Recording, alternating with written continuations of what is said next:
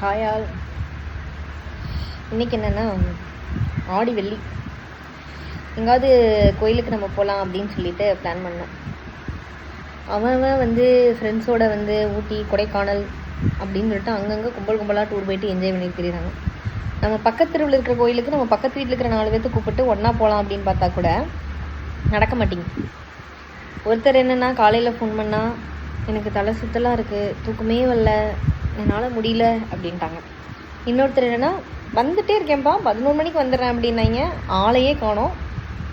இன்னொருத்தங்க வந்து என்னென்னா கிளம்பி ரெடி ஆகிட்டான்னு உங்கள் வீட்டுக்கு வந்துடுறேன் போகலான்னாங்க. கடைசி நிமிஷத்தில் ஃபோன் பண்ணி எங்கே கிளம்பிட்டீங்களான்னு கேட்டால் இது மாதிரி இருக்குப்பா என்னால் முடியல அப்படின்ட்டாங்க. அது எப்படி பக்கத்தில் இருக்கிற கோயிலுக்கு போனோன்னா கூட நம்மளால் முடிய மாட்டேங்குது. அட் அ டைமில் எல்லாருக்கும் ஒரு பஞ்சாயத்து வருது.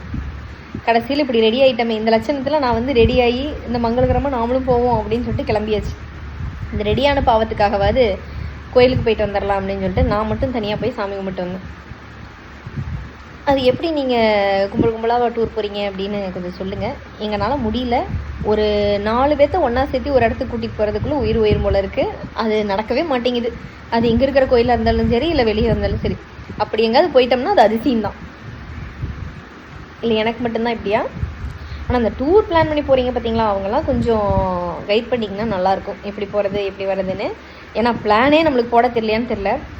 ஒரு வாரமாக சொல்லிட்டு இருக்கேன் இந்த ஃப்ரைடே கோயிலுக்கு பிறக்க போகலாங்க போயிடலாம் அப்படின்னு. வந்துடுறப்பா ஒன்றும் பிரச்சனை இல்லை, கண்டிப்பாக வந்துடுறோன்னாங்க.